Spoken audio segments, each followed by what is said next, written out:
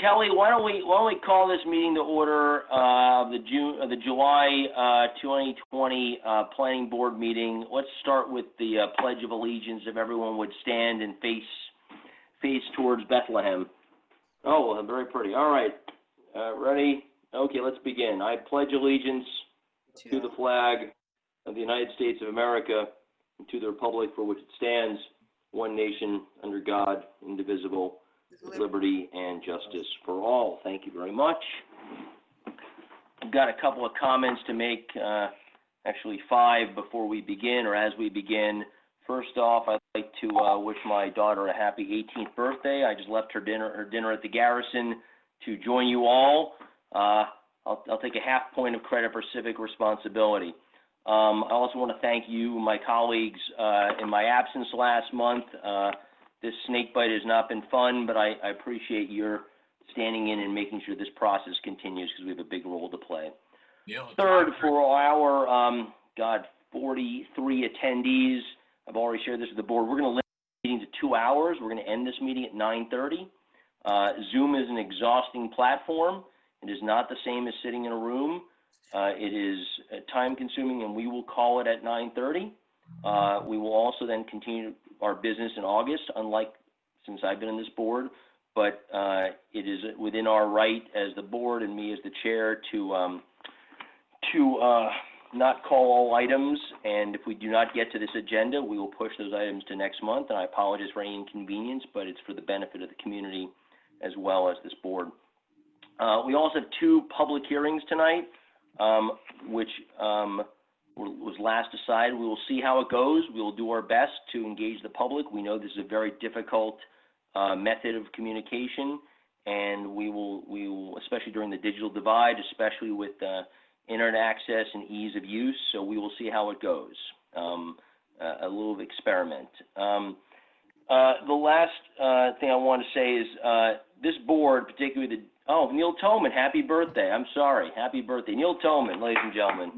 I've got a birthday present coming for you in a minute, Neil Toman, don't you worry, because you missed the other night. So I will tell you that managing this process in the midst of COVID with digital access being difficult and not second nature for most people has put the staff of this board, and particularly Kelly McIntyre, in a difficult position. It is a lot of work. It is far more than the day job that she signed up for, and I want to thank her publicly for the effort she's doing, because it's not easy, and I know government service does not get a lot of applause, but I want to thank you, Kelly, for the work you're doing to keep this thing going. So thank you, Kelly.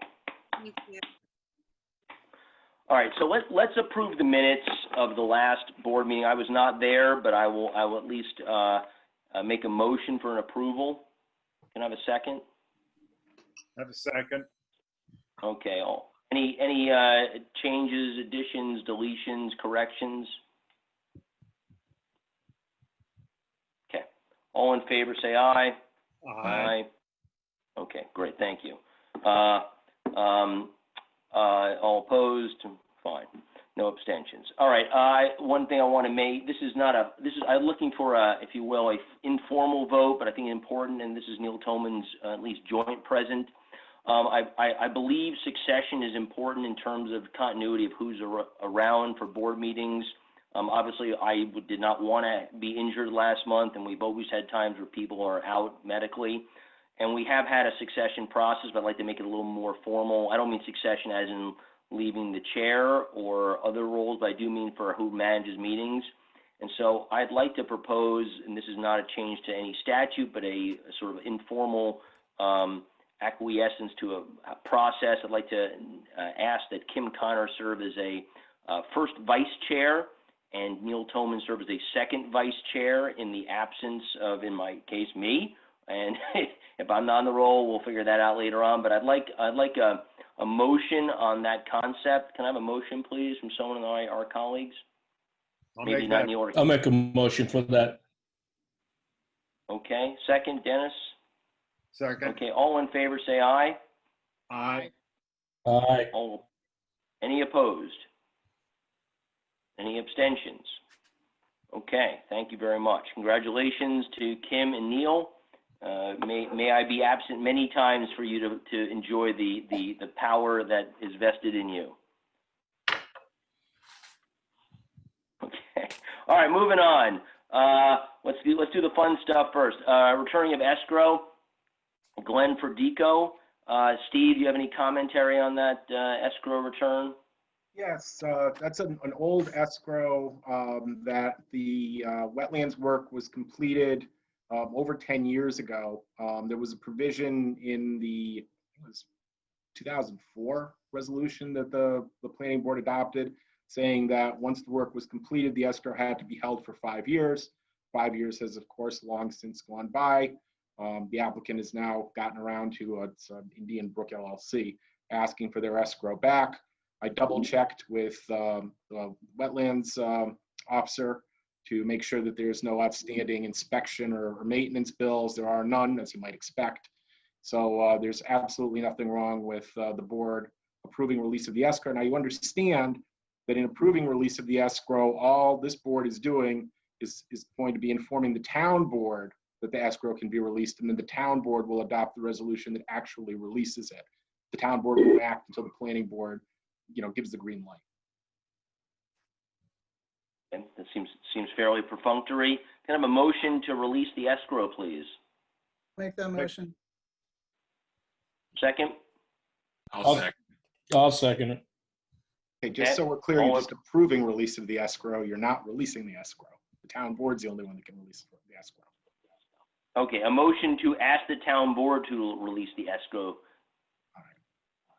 Does not a vote required?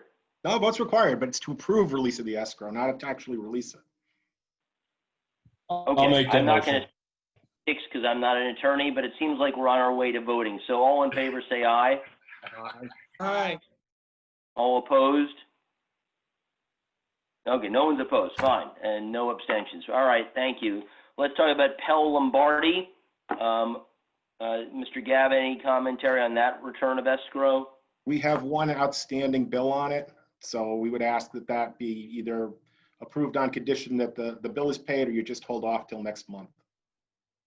My sense is, my personal sense, and I'll take a sentiment of the group, is to delay until it's clear. I don't see a reason to do that ahead of time because we're going to get together next month.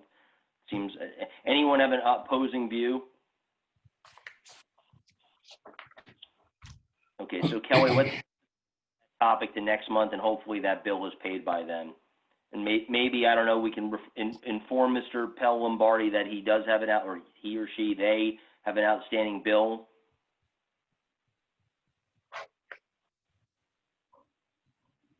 Okay. All right, moving on. Now we have our public hearings. We'll begin with CRS and see how it goes. I'm in receipt, Kelly, as well, of a number of letters from the public. If those people are not here, I'm going to share them on my screen and read some highlights of it, just so those people are able to participate, because I think that's appropriate. Kelly, why don't you read the notice, and then we'll go on to have CRS's representative present their situation, and then hear from the board, and then hear from the public. Okay. Philipstown Planning Board Public Hearing, July 16th, 2020. The Philipstown Planning Board for the Town of Philipstown, New York will hold a public hearing on Thursday, July 16th, 2020, starting at 7:30 p.m. via Zoom to hear the following appeal. If you'd like to attend, please email Kelly McIntyre at philipstown.com to request login information before 7 p.m. on July 16th, 2020. CSR International Self-Storage Warehouse / Office, 2761 Route 9, tax map number 38.-3-64. The applicant is seeking amended site plan reapproval for existing self-storage site plan, similar in scope. The property is approximately 2.47 acres located in the HC Highway Commercial Zoning District. At said hearing, all persons will have the right to be heard. Copies of the application, plat map, and other related materials may be seen in the office of the Planning Board at the Philipstown Building Department, dated Philipstown, New York, June 18th, 2020. Okay, thank you, Kelly. So do we have, I think it's Jamie Copeland is representing them. Do we have Jamie able to share the frame of the application? Let me see. I didn't see Jamie on the list here. I do not see him on the list. I It do could have be Glenn Watson. Could he be with it Glenn? Glenn? Yeah. And Glenn is an attendee.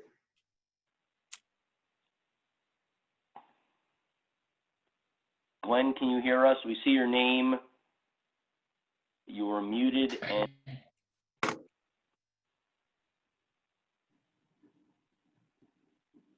I hit allow him into the room, but I don't know where he went to.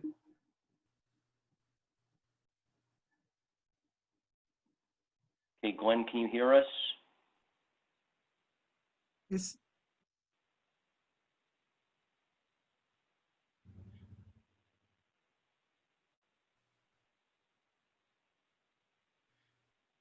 He appeared on my screen. Mhm. Yeah, it says I have Glenn Watson, the name, and I have another Glenn.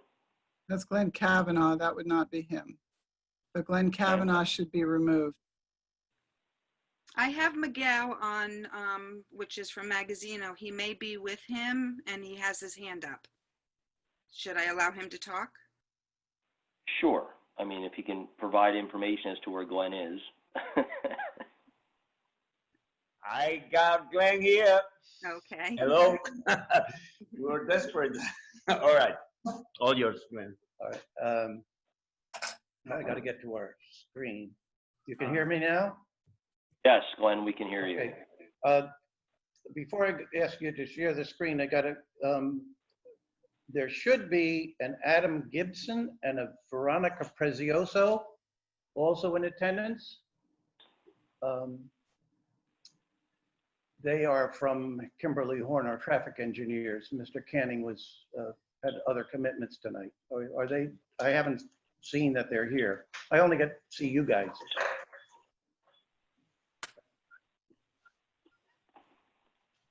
So I see Gibson, Adam Gibson is the first one on my list. Are we allowed to open them up? Yes. Would you like me to have him talk? Yeah, well, I would like to give a brief introduction, and then I'd like to have him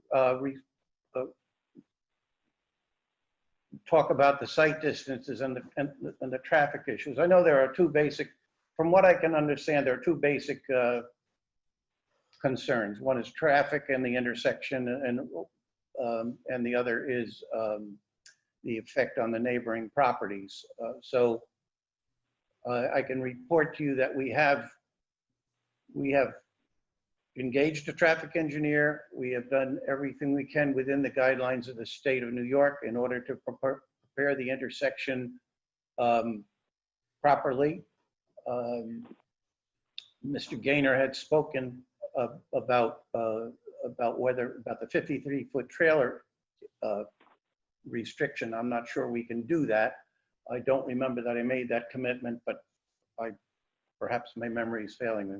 But anyway, if I could take the screen for a minute, and I'll open up I'll open up the drawing. We could talk about it, and then public can see it.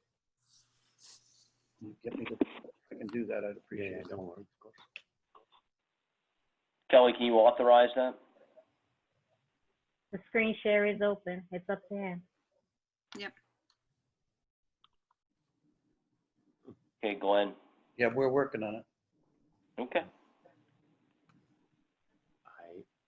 Usually there's an icon here where I can share the screen, but I don't see it. Back to full screen. There you go. Yeah, but where's the sharing? We don't have a share screen button.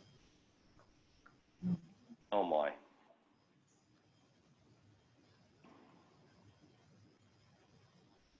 Kelly, is there something that you need to do to give us access to sharing the screen? Bill, can you get them to share? Everybody has access to share, all panelists. That's what I thought. I know, but these are not the panelists. Yes, they're Celia. promoted to panelists. Yes, they're in the panelist room. It's not Okay. it's not that one next to the blue. Maybe, Kelly, you need to turn on Miguel as a panelist too for now? Is that the issue? He is a panelist. Yes, he is. Okay.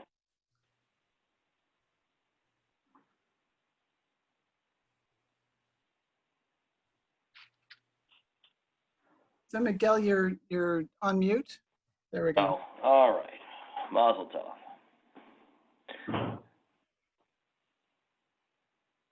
Oh, I'm glad you got a clean screen there, Miguel.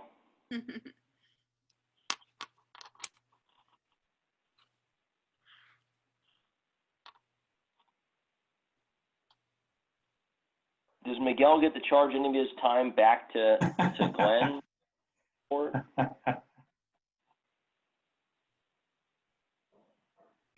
Thank you. Thank you. That's a very good question. All right, presentation, Glenn? The presentation, yeah. This thing, we're never going to get through it. Yes, we are. Be positive. Okay.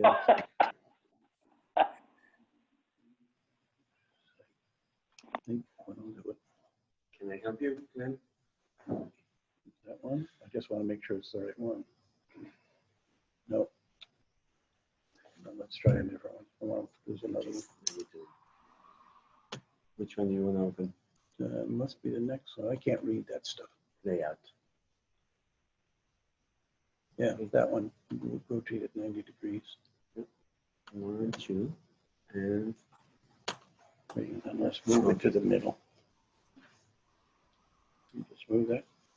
Control. maybe I can do it. Yeah. So you want to go where? Just want to see the road. Okay, so what we have here is we're proposing a new headquarters for CRS International. It's a 26 employee facility that stores and distributes clothing products. The plan is to construct a building, office space in the front, as my cursor indicates, storage in the back. The general circulation is vehicles will enter from Route 9.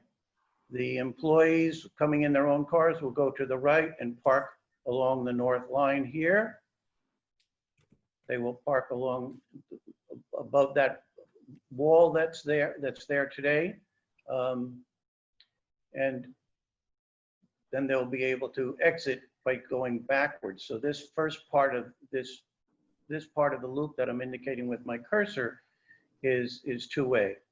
The trucks that will deliver the product will come in and go a one-way loop around the property, around the back of the property. They'll go past the loading dock, and then they will back in to unload their vehicles. We expect as an overall general terms, I spoke with Mr. Barabel about what they expect.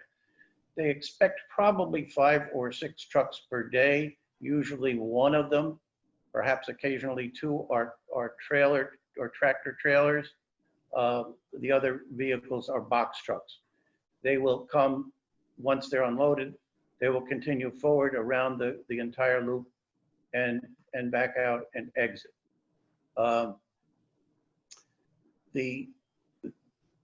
That's the plan in a nutshell. We have an existing septic system that was installed but never put into service. It was Mr. Jacinta's installation. It's adequate in terms of its fields. I believe we have, but we've certainly applied for a new septic tank, which has to be larger, and it's sufficient in terms of its design. It's sufficient to service this facility. The two big issues, and I want to get to traffic first so I can let the people from Kimberly Horn talk about it. The first one is the traffic. We've consulted with Mr. Canning, who's also from Kimberly Horn and couldn't be here tonight, with regard to the geometry that's A, allowed by the state, and B, the best for our traffic pattern that could be achieved within the guidelines of the state. We've reproduced it here. Mr. Canning's office has looked at it. We've also measured site distances there are basically 4 sight distances, a couple of different criteria for them, but there is the vehicle stopped, waiting to enter, and has to look north and south. And there are approaching vehicles from the south and north that have to be aware of anybody leaving the driveway. And I guess there's another distance sort of related, that there's a vehicle stopped in the northbound lane here and going to turn into the site. Somebody approaching from the south has to see the back of that person. So we've measured those distances and provided them to Kimberly Horn. And if you could give them, Mike, I'll try to change this screen to the profile drawing. If you could, I'll try to get Miguel to do that. I'm gonna get a bill for this now, thanks to you. What do you want? The DOT one, the DOT drawing. It's just below, yep. Down one, that's it, that one. This is a new drawing. You haven't seen it. Well, you've seen it because you've all studied your packages that you got a couple of weeks ago, but it is the first time it's been at a meeting. What you have here is the various site distances that are involved. You can see profiles and sections of it. And then if either Ms. Prezioso or Mr. Gibson might want to take the mic and talk about what our traffic impacts are, I'd appreciate that. Yeah, hi, good evening. This is Adam Gibson with Kimberly Horn. I don't believe that Veronica has been let into the room. If there's a possibility to let her in, she can kind of go through our presentation. If not, I'm certainly happy to take the reins and move forward. Adam, I let her in.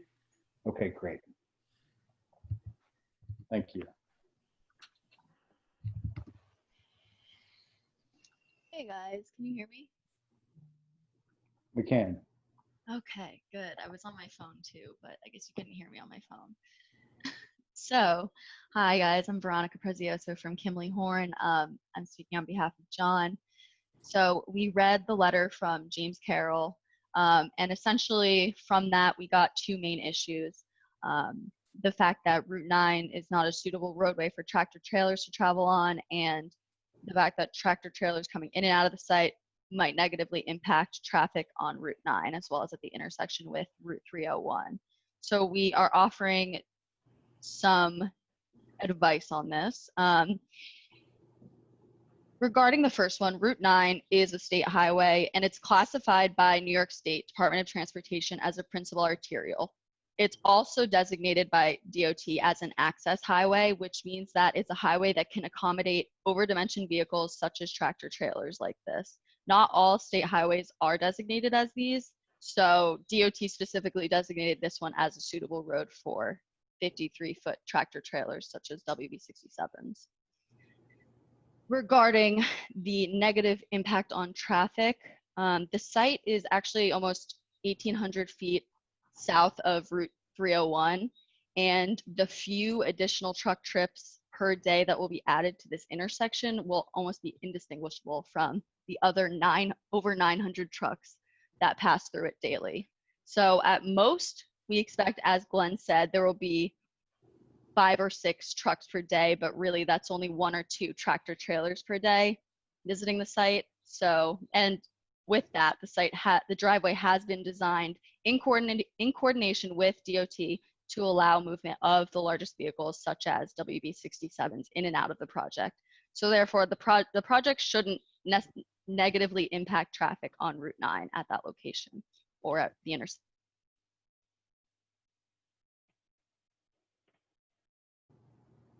That's my spiel.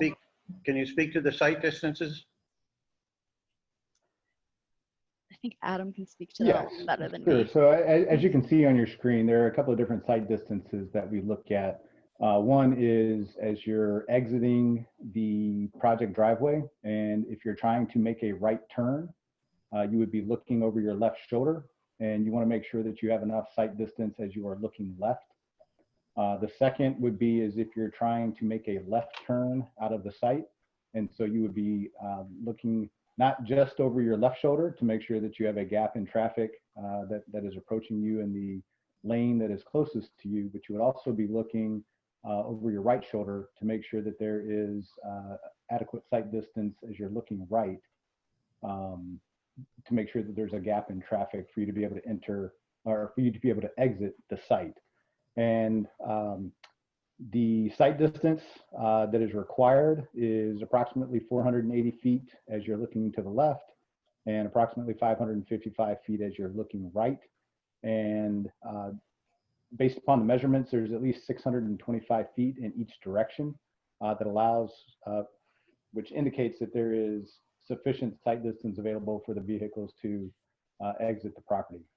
Obviously, as you have larger vehicles, those take a little bit more time to get up to speed. But as has been mentioned before, we expect a number of truck trips that are entering and exiting the facility to only be a handful throughout the day. So we do not expect that to be a negative, to have a negative impact on the roadway compared to but specifically as it compares to the amount of traffic that is out there on a daily basis. Thank you. Okay, so that, I just wanted to add to that this whole purpose of they're moving their facility, well, first of all, to give them a better operating facility for sure, but the traffic situation that they have at their present facility is really intolerable. They're really need to get out of it. If you go to that facility, you should look to the north and see that the sight distance is vastly improved at this new site. With that, if Miguel comes back, I'll try to we'll show you the other, we'll talk about the other. This is Ron Gaynor. I just have one question for you, Glenn, or your traffic engineer. Where are you in the process of making application with DOT for a highway work permit? We have not made application. I believe we have spoken to them, but we have not made application. Okay. But you've initiated a dialogue. I believe so. Yeah, Okay. Jason at the office would have done that. Thank you. Now I'm going to put this down.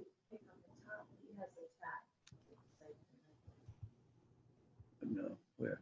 8. 1 of 1? No, up, 8, up, to the right. To the right, a little bit more. Hit that. Or hit that. Okay.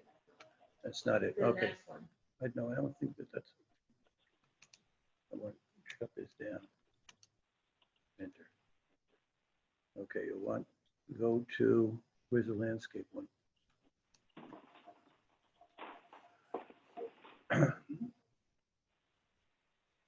Okay, the other issue that the neighbors that we know is, I'm sorry, I'm just trying to do 2 things at once and I shouldn't. If I can bring this down.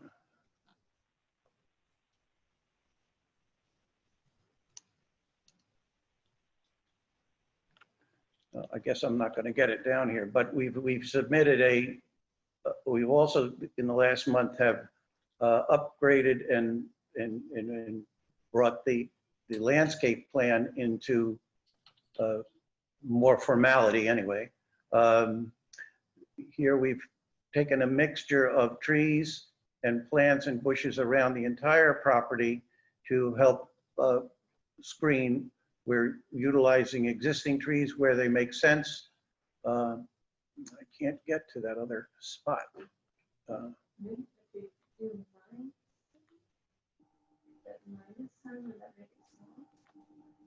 Maybe the minus sign doesn't make it much smaller. No. Yeah, can you move that over a little bit, or move it down so we see the upper right? The upper right, yeah. Okay, where? Yep, right. Okay, so that gives you a little more the view of the overall thing. The last month you had asked for a listing of the various plants. That's been added to the plan. Mr. Gaynor has some other comments. So there's plantings around the perimeter of the building, then around the perimeter of the driveway to make both the site and a more pleasant place to be and to experience and to see. And hopefully that will be a benefit to the neighbors as well. With that, I didn't realize Ms. Jamie wasn't here to show you the building, but I think that that's all I have to say for now. Be happy to answer any questions the board might have if I'm able. Let's go to Ron first, then Steve, then the board, then the public. Ron? Ron, you're on mute. Ron, you're on mute. Thank you, sir. The board has a technical memorandum from my office. The project, as the board understands, is a 15,200 square foot warehouse in the back 2/3 of the building and a 5,100 square foot office area in the front. In the intervening months since June, the board has made necessary referrals to all outside agencies in Putnam County Planning. So those are all in progress. You all also have initiated a environmental review process, and you've conducted a coordinated review with all other outside agencies that are involved in granting permits to permit this facility. That is actually still in progress. The referrals or the seeker 30-day comment period actually was due to expire July 11th. But just today I received electronic notice from DEC that due to the pandemic and their very limited staffing in the office, they've asked for electronic versions of all the transmittals we have made to that agency relative to CRS. So they were just issued today at their request. It's obviously the board's decision, but I would anticipate, since DEC is an agency that you can count on seeing a seeker response letter from, that you might wish to grant the board some additional time and wish to return their seeker response on that coordinated review request. There's also a variety of technical comments that still remain to be done. And those things are currently in the applicant's hand to respond to. So I would turn it back to you. Hey, Mr. Gavin, anything to add? The only thing I would add is that, as we discussed at last month's meeting, it's the board's intention to keep this public hearing open until next month at least. Look, I don't think you're going to hear anything from DEC. I'd be shocked if they wanted to be lead agency on this. They may have some comments on the project, right, but they're not going to want to be lead agency. DOT, I would encourage the applicant to see if they could get some comments or initial feedback. It would be nice if the planning board could have that before it closed the public hearing, but it's not a problem right now. I anticipate at the end of this meeting, the board will adjourn the public hearing until next month. Thank you, Steve, for providing foreshadowing like a good novelist would. Let's turn to the board and see if any board members have any questions. Peter Lewis, please, sir. Hi, I just wanted to know what the self-storage aspect of this project is. Is that no longer an element in it, or where does that stand?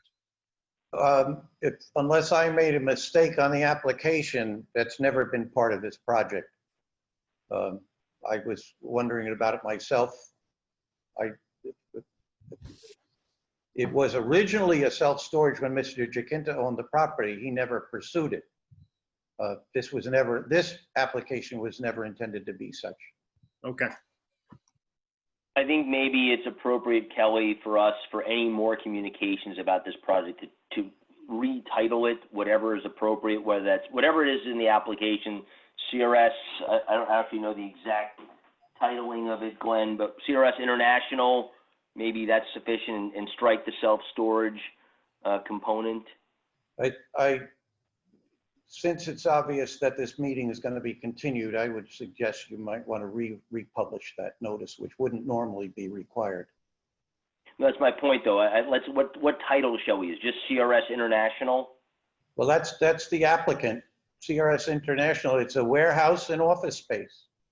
I can work with Kelly to make sure that revised notice is issued properly. Good. I think you're right, Glenn, and I believe that was what Jaginta's business plan was originally. All right, I saw Dennis's hand. I think I saw Kim's hand. Dennis? Yes, thank you, Neil. Unless I missed it, but was the turning radius for these trucks entering the site ever revisited? I know when we had the site visit, sort of eyeballing where a truck coming in from a large truck coming in from northbound, from the north, might possibly have to cross the double yellow line to make that turn into the site. Was that addressed by your traffic consultant? I think we reported that to you last month. I'll ask them, ask Adam or Veronica to chime in on this, but my recollection is that the only issue that we had with regard to the long trailers, which I'm going to reemphasize, they're not all long trailers, and was the exiting to the right to go south, the turn they were forced with a 53-foot tractor trailer, 53-foot trailer, they were forced to cross the double yellow line to get out. How about coming in from the north? How about entering the site from the north? I don't recall. Wouldn't they have to, it seems.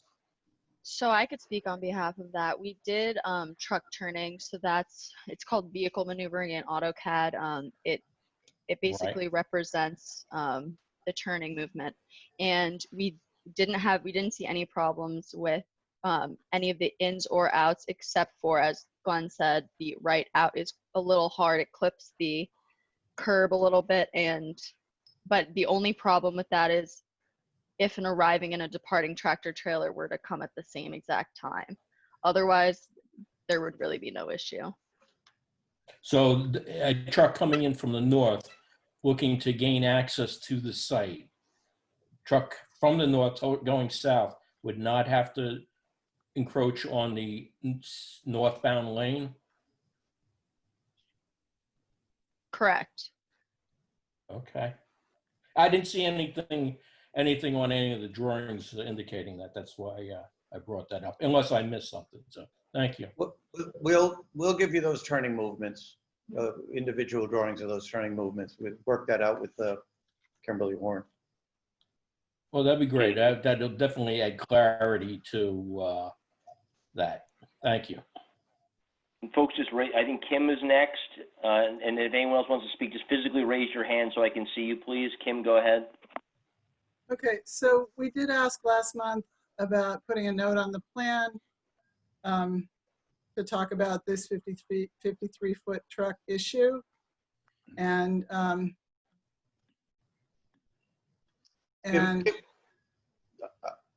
I thought about that a lot because Ron asked me about that last month, and frankly, I may have said that, and but I didn't think I did. And then but I know shortly after that, I wrote to the board suggesting that notes be put on the plan to basically work with the DOT to make it happen. The basic flaw in the idea of putting a note on the plan that says there'll be no 53-foot trailers. What are you going to do if somebody comes from Louisiana with a truckload of merchandise and gets there in a 53-foot trailer? You're going to tell them to go back and get a 48-foot trailer and then can make the trip again? That's the basic problem. And it's not, there's no really practical way to enforce that. And we're doing everything we can, and we don't have that many trips. We're doing everything we can to make that work. So that's really why I'm resistant to that notion, because I just don't think it's a practical solution. okay, well, what you said, according to the minutes, was that the new site has plenty of site distance and you're happy to put a note that 50-foot trucks are not welcome. So that's what's in the minutes from last month. I would put a note, that a 53-foot truck is not welcome. But you know, people come into my house that aren't welcome sometimes. And so I don't know what that would do. All right. We're Well, not here for negotiations at this point. We're here to raise questions. So I think it's a very thoughtful point, Kim. Others on the board have questions? I'm not Laura. done. I'm not done. Sorry, Kim. Oh, the floors are retained by Kim. Sorry. Okay, so here's another question. You have the project narrative. Project narrative says 26 employees, but then it says 18 employees, office employees, and 10 warehouse employees, which is 28, not 26. And then the septic engineering report says 20 office and 10 warehouse. So how many people, again, how many employees?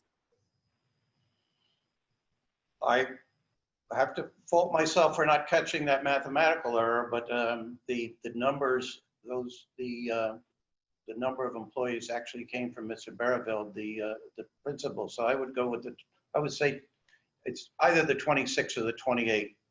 Okay, because it says elsewhere that 30 is the maximum that the septic can have. Right. So no more than 30, right? Are we?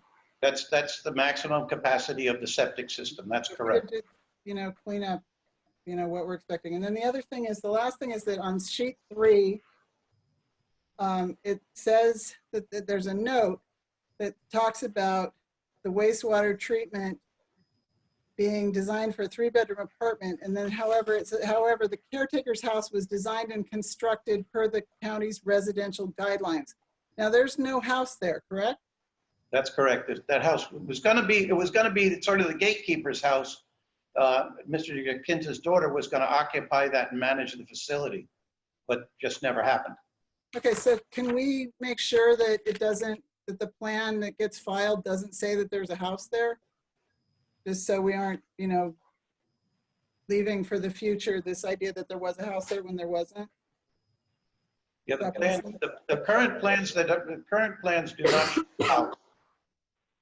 And we have contacted the health department because we have to put in a septic tank, and that is different. That's because the regulations have changed. Right, but I just want to make sure that we don't, you know, 20 years from now, people say, oh, there was a caretaker's residence there. It says so on this plan. I'll be happy to take I'll look at the note and I'll be happy to adjust it appropriately. Right. Okay, thank you. Laura?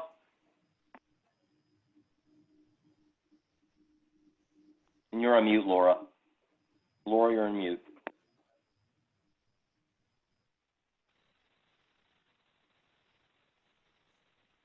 Now you're on, no, now your phone is still on mute. Your computer screen is unmuted, but your phone is muted.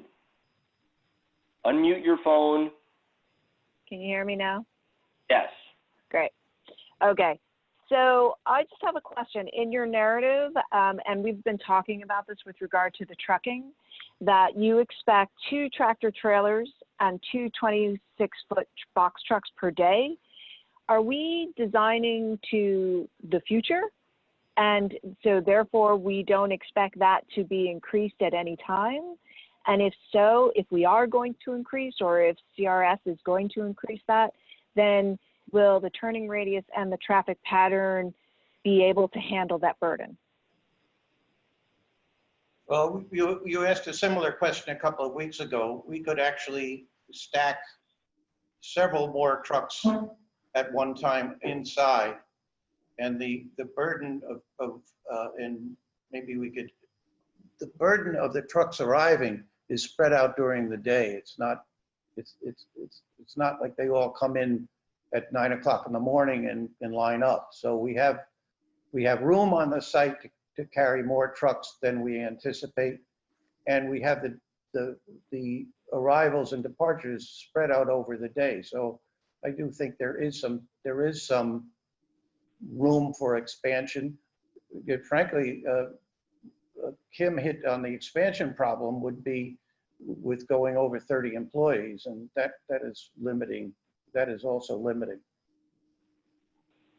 Well, I also believe that it's also the frequency of truck movement, right? So, you know, if we're talking about a total of 4 trucks per day, and if they're able to take on more cargo or more product, and that truck goes from 4 to 6 to 8, and if they're large trucks, that's a lot of cargo and that's a lot of traffic that's hitting both the entrance of the facility and also just the traffic on Route 9. It's less. Your example is still less than 1% of the truck traffic, as was stated earlier in the hearing.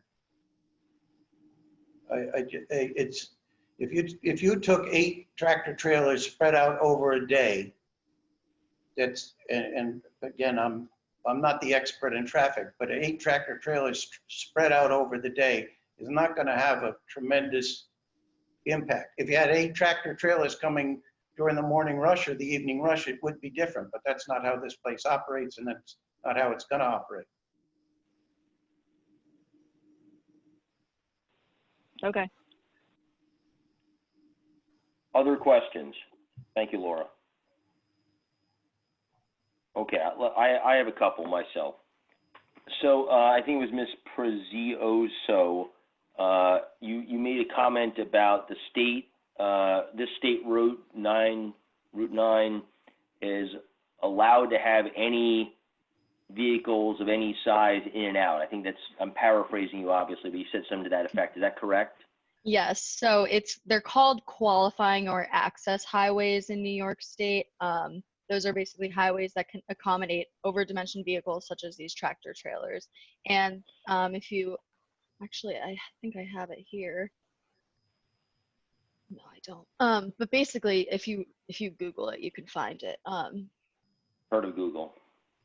Yeah. So let me ask you then, is that anywhere on Route 9? Doesn't matter what kind of hill, doesn't matter what kind of turn, it's anywhere, any place on Route 9, or is that a qualified statement, the one you've made? So it's Route 9 within Philipstown.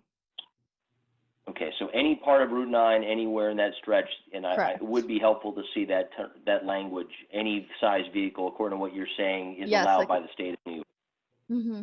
It's 17 NYCRR Part 8000 and Part 8100. It would be great if you could give that information to our board attorney and or share the exact documentation directly. So related to that, my question is related to Dennis's question. If you have a southbound truck, southbound from 301 coming south, and I've stated this before, and one of these trucks is turning in to the property, what kind of a turn is that? Is that a short turn? Is it a turn they have to take slowly? How fast are they turning from Route 9, heading south, entering the property? How long is that truck going to take to navigate that turn? They taking it at 50 miles an hour, 30, 25? Like, how long are they going to be there? I mean, at the driveway itself, by the time they're making a left turn, they will most likely have a right turn. A right turn. Right turn. I'm sorry, I thought you, yeah, my apologies. Should I restate Adam? Say that again, I apologize. Should I restate the scenario I'm depicting? If you could, yes. I think I got it backwards, but yes, please go ahead. I am a car heading southbound, south. Yeah. Mm-hmm. Okay, north to the south. I am just south of 301 now, and I am about to enter a right turn. I've gone up the hill. I've passed the Lindell house, and I'm going to navigate my way into this property. At what speed am I taking this turn, and how long is it going to be before I exit Route 9 and enter this property? How long will I be hanging there as a truck?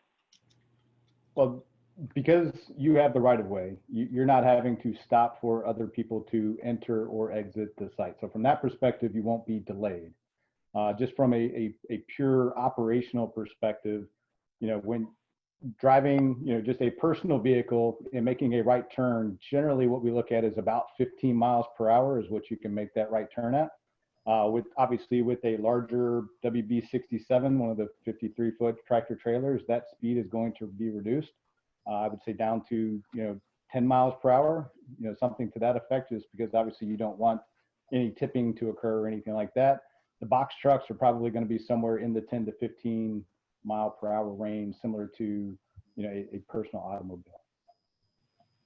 Okay. The scenario I am concerned about, and I have one question that's related to this after this. The scenario I'm concerned about is a car, a passenger vehicle that is behind this truck, has not seen the truck is navigating the turn, the car is coming up the hill, same direction southbound, and has to apply its brakes quickly because as it's coming up the hill, it comes up the crest, it sees this truck turning.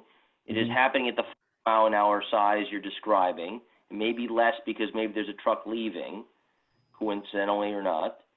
And this car has to slam in its brakes and ends up in the back seat of this semi-tractor trailer that's turning. That is the scenario I'm concerned about. I don't know if you have any thoughts on that.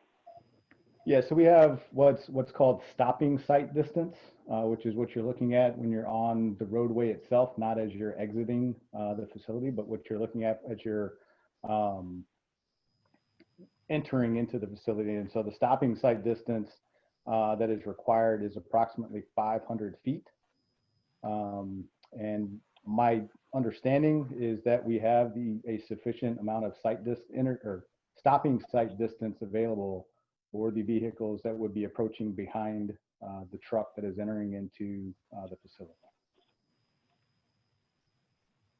And so related to that, as I look at our zoning regulation, I'll share the code section I took this from. This is 175-65D3.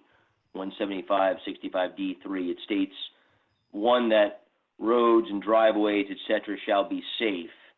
And then it states a little bit later that access from and egress to public highways shall be approved by the appropriate highway department, including town, county, and state. So will the state be reviewing this same assessment I'm asking about, this braking distance, for them to give approval?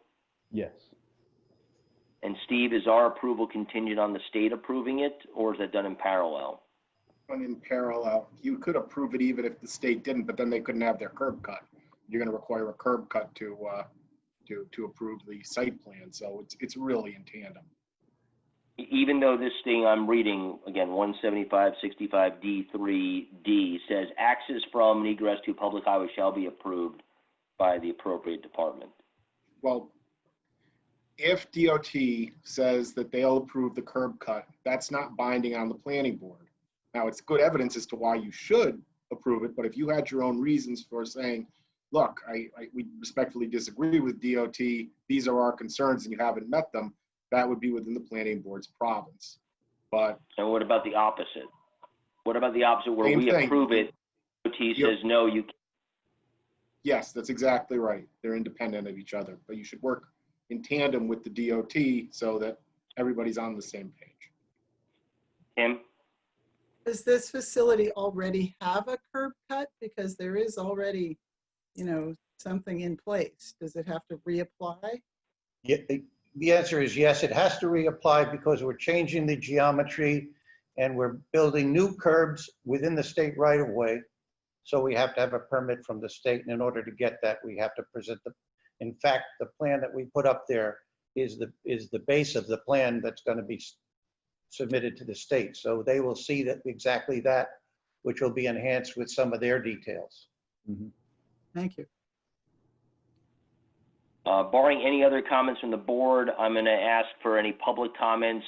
We received 2 written ones. One gentleman, Frank Anastasi, and another James Carroll. I see Mr. Anastasi is here. I don't know if he'd like to speak first, and then we can open up further to other people. So Kelly, would you mind if Mr. Anastasi would like to speak, opening the floor to him?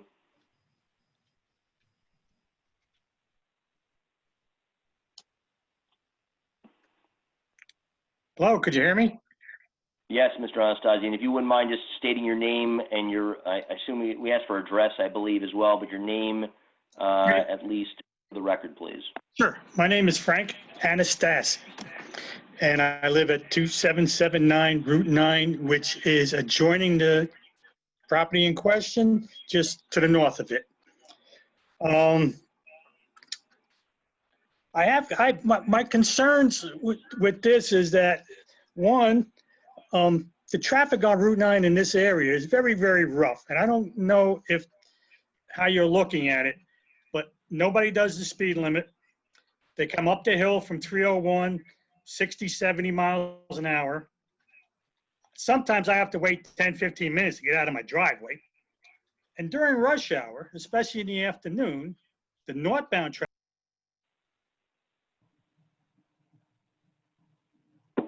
Oh.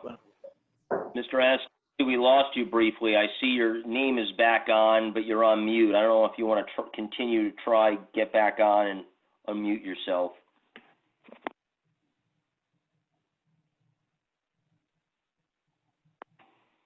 You hear me now? Yes, sir. Why don't you? All right. I don't know what happened, but I don't know how far you got, but the traffic situation on Route 9 up here is horrible. Nobody does the speed limit. When trucks are coming southbound, trying to come up the hill, people are actually passing them in a no passing zone because there are no places to pass. So the 50-mile-an-hour speed limit, which I believe it is in front of my house, nobody does it. Tractor trailers don't do it, especially nowadays with all the trucks hauling the blacktop. They're flying. I mean, they're doing 70, 80, I shouldn't say 70, 80, but they're doing 60, 70 miles an hour. Rush hour traffic backs up past going on the northbound side and even past the property, past the trailer park. So when trucks go to pull out of this place, there's so much traffic, it's going to be a problem. Granted, it's a bigger problem where they are, but that access that they have for the 50-foot trailers or 53-foot trailers, they ain't going to make that turn doing 10, 15 miles an hour. They're going to make it 5 miles an hour if they're lucky. That's one of my questions. And I did submit some questions when I sent my response that I want to join. One of the other ones is lighting on the property. You know, the place is surrounded by residents, private residents on the north, south, east, and west. Front of them, behind them, they got the trailer park across the street. Is the lighting going to be on all night long? Because lighting affects people's sleep. When Jaginta, when he was renting it out, when they were fixing the highway, and the people had all the lights up in there, they had the lights on at night, we had to go to them and have them turn the lights off because they light up the whole area. So lighting is a question. Planting of trees and everything around the area. There are a lot of trees planted on the north side. The south side, there's not very many. The north side, a lot of the trees are garbage trees. And I don't know if you're planning on taking them down and how large of a trees you're putting up. But again, from my house, I can see everything. So are they going to put some kind of fence up? A solid fence where it basically hides everything or not? And, again, I don't understand, even when Joe Jaginta had the property, how, and even though Route 9 is all commercial, how we allow a commercial place in amongst private residents. All right, it's surrounded by private residents. What will this commercial building do to the value of the homes that are surrounding it? Has any of that been taken in consideration?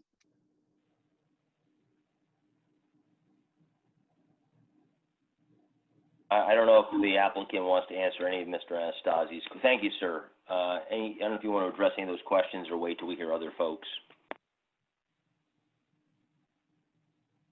Respond. Oh, I'm sorry. We are making notes, and we'll respond to the lighting question. I know that we are aware of that, and I believe that we've taken care of that problem. If I'll talk to the client about the possibility of putting up fences so that to block the view And I point to the landscape plan that we submitted as being responsive to that question too. All right, well, thank you, Glenn. Are there any other members of the public that wish to speak at this point on CRS?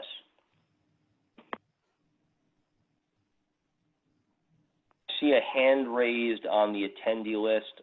I can't tell who it is. Kelly, can you see who's raised Terry their hand? Thorpe. Yep, Terry Thorpe. I just let him in. Okay, thank you. Mr. or Mrs. Thorpe? Yes. Hi. Can you hear me okay? Hi, Ms. Thorpe. Why don't you go ahead, please? Thank you. Yes. Hi. So we live 2 properties south of this building, where this building is going to be. I agree with Mr. Anastasi totally about the traffic in front of the area. The traffic is even going faster when it's coming from the south north. When it goes around the corner right before Lane Gate Road, everybody's trying to beat that light at 301, and it is crazy fast that these people are coming, because I sit at the end of my driveway also trying to get out. But so that should be a problem if a truck's going to be turning in there and they're coming around that corner and they're coming pretty fast. Just wanted to agree with Mr. Anastasi. We also have concerns about the lighting and the noise. What will the hours of operation be? Do they end at 5 o'clock? Are they going to be running through the night? I mean, that's something that we would like to know. And the landscaping, is that going to be not just to look pretty, or is it going to be there to buffer the noise and the lighting?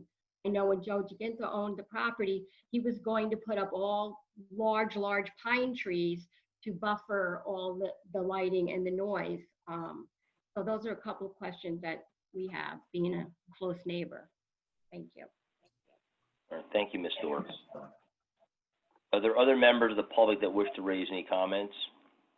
Yeah. Please hit your raise hand button. If you can't find it, please say something in the chat.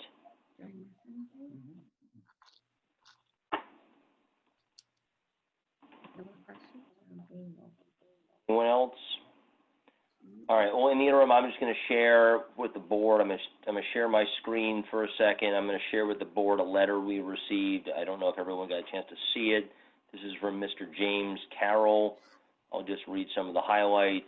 I'm not sure there could be a worse place on Route 9 to locate a warehouse with 50-foot trailer tractors coming in and out of it. Aside from the impacts on existing homeowners, intersection is dangerous.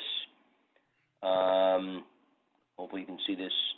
Make the simple act of coming and going home more dangerous and less convenient for every town member. I'll skip the self-storage part. Yet no change. Board members have addressed this topic earlier, yet no changes have been made to the verbiage. And another comment about the timing. Lastly, the attached letter from the board is dated June 21st, was not delivered until last week. I think that's the gist of the note. Again, I don't think Mr. Carroll is here, but I'm going to stop sharing my screen. Hopefully everyone has seen that letter, and if not, Kelly and I can send that around. Last go for any other members of the public to speak. Okay. Someone else with a Q&A comment. This came from an anonymous attendee. I'll read it out loud. Following up on Laura's question, Miguel's initial response, I think they're mistaking Miguel. The initial response to Mr. Anastasi's comments about rush hour traffic regarding trucks, both trailer and box, and traffic along Route 9, is it possible to ensure and enforce scheduling of the truck's arrival and departure to avoid rush hours from 6 to 9 a.m. and 4 to 8 p.m.? Glenn, can you see that question on your screen? No, I don't see it on this. Oh, I'm muted. There's a section called Q&A. Okay. You see it? Yeah, but I'm.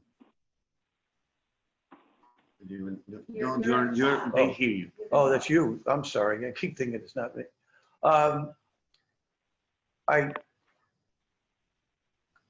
We'll look at that question. I don't know if there's a way to absolutely guarantee that a tractor trailer will derive during rush hour. But I do, as I stated before, these are scheduled through the day. They happen through the day. So the possibility of several coming there is very unlikely. I will, however, speak with the applicant and to see if there is any way that could be done, but I doubt it. Well, Glenn, you say And it's Kelly, for the scheduled. record, I have asked the person who wrote that to state who their name, just for the record. I see, Steve, you were going to say something, please. Yeah, thank you. Thank you, Neil. Glenn, you say that it's the way that they're going to operate and that they're going to schedule the trucks throughout the day, but I don't know that there's anything in the application that indicates they're bound by that. Would that be the type of thing that they could offer as a note, that they won't schedule truck arrivals during rush hour? I don't know the answer to that. I'll speak with the client about that, but I'll have an answer. This is Frank Anastasi again. Could you hear me? Yes, Mr. Anastasi, go ahead. Yeah, as far as scheduling trucks coming in and out of the plant, yes, you can. I was a production manager for a company that made nuclear power plant parts. We scheduled our trucks and would not accept trucks coming in before a certain hour or after a certain hour, as well as lunch hour. And that's all LTL or dedicated trucks or anything. So you can do it if you want to, and that will help alleviate some of the Route 9 problems. You obviously know more than I, Mr. Anastasi, and I'll certainly discuss that with our client. I don't pretend to know more than anybody, except I know what I was able to do for 30-something years as a production manager. I have no argument with your point. Glenn, I want to appreciate the fact that you've made that statement. I'm going to write that down and ensure that is in the minutes as well. The acknowledgement of Mr. Anastasi's knowledge and experience. I think that is good for all of us to hear. Kelly, the person who asked the question was Brandy Bennett. I don't know if you could see it in the answer. Yes, I did. Thank you. Okay. All right. So I assume there's no more questions at this point from the public. Ron, as I would like to adjourn this public hearing, or meaning AKA keep it open as opposed to closing it, does that require a vote? I do have one more question that you guys didn't answer. My deal was, what do you think this does to the adjoining property values? I haven't heard any response to that. Steve, maybe you can address whether that's in the purview of the planning board, please. Well, neighborhood character is, property values, generally speaking, are not. The zoning allows what the zoning allows, and you can mitigate impacts, lighting, for example, landscaping to screen things, traffic, etc. But to say that if this particular development goes in, the neighbor's property values may go down, really isn't a planning board function. Thank you for that. All right. So back to my question of you, Steve, that I would like to move that we keep this open and/or adjourn it, meaning not to close it. Does that require a vote? It's best to have a vote on it, and I think that's what the planning board has almost always done when it comes to adjourning public hearings. Same thing with closing. Okay, so I'd like a motion to adjourn, AKA keep open this public hearing, meaning to not close at this point. Can I have a motion to that effect, please? All right, thank you, Peter. A second. Dennis, all in favor, say aye. Aye. Any opposed? Any abstentions? Okay, thank you very much. All right, so we will continue that public hearing at our August meeting. Let's move to our second public hearing, slope line. Kelly, would you do the honors of reading it? Yes. Philipstown Planning Board, public hearing July 16, 2020. The Philipstown Planning Board for the town of Philipstown, New York will hold a public hearing on Thursday, July 16, 2020, starting at 7:30 p.m. via Zoom to hear the following appeal. If you would like to attend, please email kellymcintyre.com at philipstown.com to request login information before 7 p.m. on July 16, 2020. Slopeline LLC, care of the Scenic Hudson Trust, 1 Civic Center Plaza, Suite 200, Poughkeepsie. Tax map number 16.11-1-1 through 3, 16-11-1-11, 16.1-11 through 20, and 16.15-1-40. Approval of the subdivision of a 770 acres into 3 parcels. Parcel A, 520 acres, is unimproved and will be protected by conservation easement to or conveyed to New York State. Parcel B, 190 acres, is improved with small recreational structures which will be conveyed to HOA association with existing residential communities surrounded by slopeline land and will be subject to conservation easement. Parcel C, 50 acres, is already improved with a residential structure and outbuildings. If and when it is conveyed by slopeline, it will be conveyed subject to a conservation easement. At said hearings, all persons will have the right to be heard. Copies of the application, plat map, and other related materials may be seen in the office of the Planning Board at the Philipstown Building Department, dated at Philipstown, New York, June 18th, 2020. Okay, so Glenn, are you slopeline also? Yes. Glenn, you? Glenn, oh, great. I don't have an awful lot to say. The public notice basically said it all. Lake Valhalla, which we all know, is a rather large assemblage of parcels by Mr. Novoting. He developed this green area in the middle. There are, I think, about 60 lots in there, 100 by 100.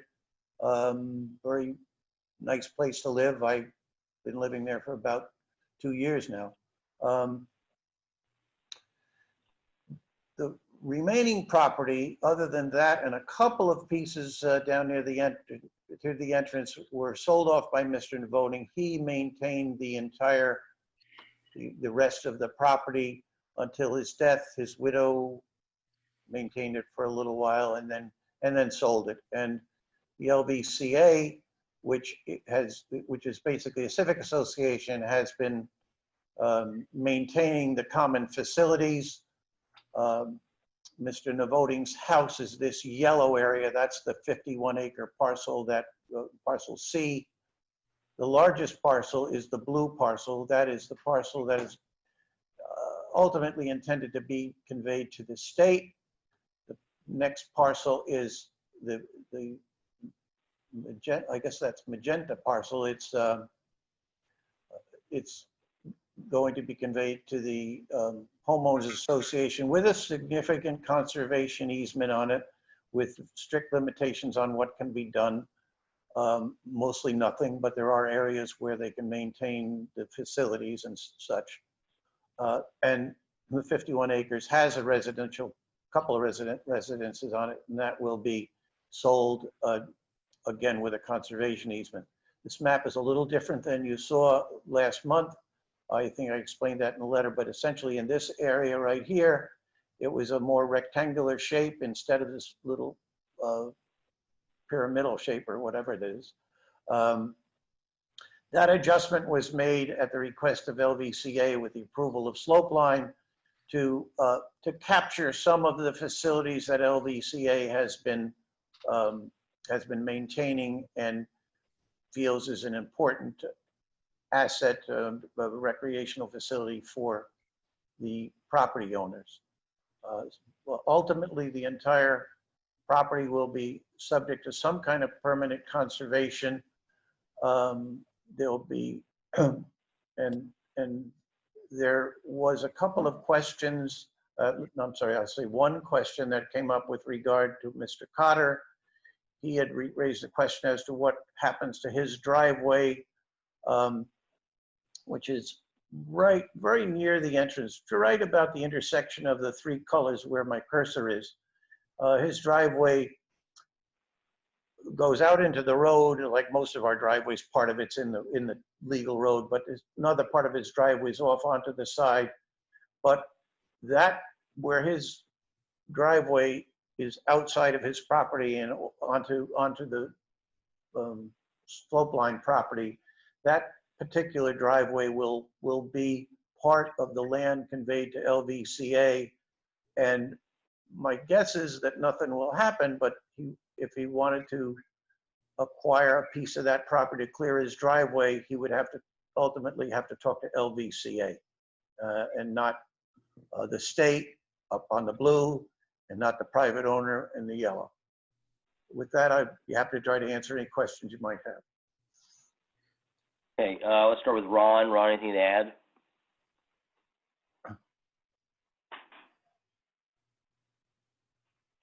Ron, you're on mute. I'm here now. As I've said before, the board has a technical memorandum from my office. The project first appeared before you last month. You did the necessary declarations to move the project along and schedule this hearing. There's no other involved agencies in this matter pursuant to seekers, so you actually represent the lead agency. So, once you believe you have all the information required to make a declaration, you can do so.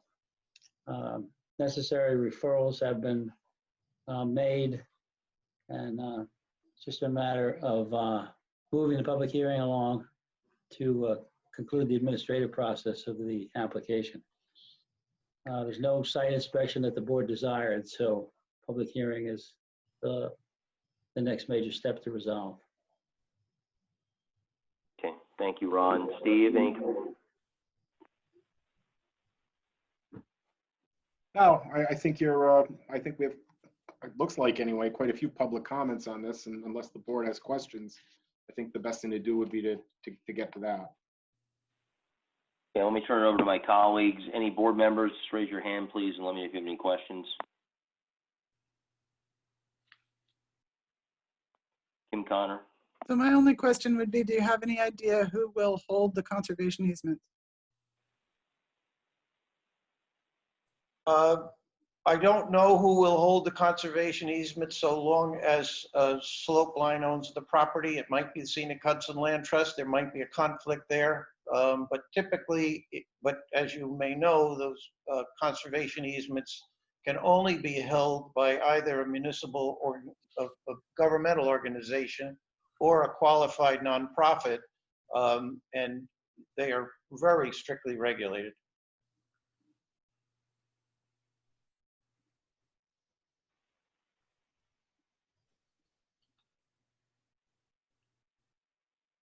Everybody's. Sorry, anyone have any other questions? Okay, we'll turn over the public comments. We received 3, so at the end of any public commentary, I'll read those if the person hasn't been able to join us. So Kelly, who do we have so far who's raised her hand? Curtis Zimmerman was the first person. I let him in. Mr. Zimmerman, you're on mute. Evening, everyone. Can you hear me? Yes, sir. Could you just state your name, please? My name is Curtis Zimmerman. I am a member of Cold Spring. I've been living here for 30 years. I would like to have the record corrected that the triangular section of parcel B, west of the lake, has not been maintained by Lake Valhalla, in fact, and I would like an explanation of that comment. Okay.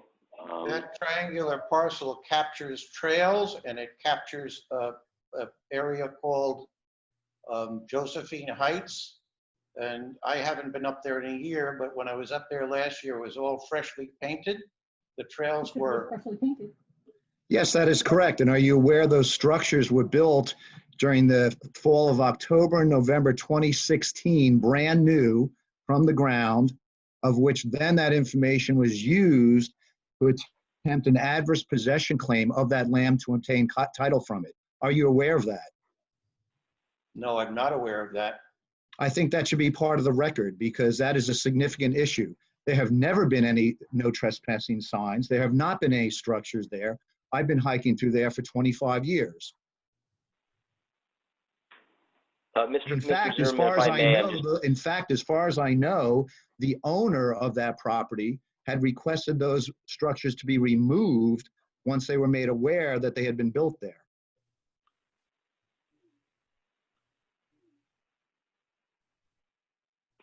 Thank you, Mr. Zimmerman. I appreciate the time to talk to you. All right, thank you. Kelly, I see who is next? Richard Charles. He's on. Hello, can you hear me? Yes, and again, just for everyone, please state your name and your address, or at least where you're coming from. Absolutely. My name is Richard Charles. We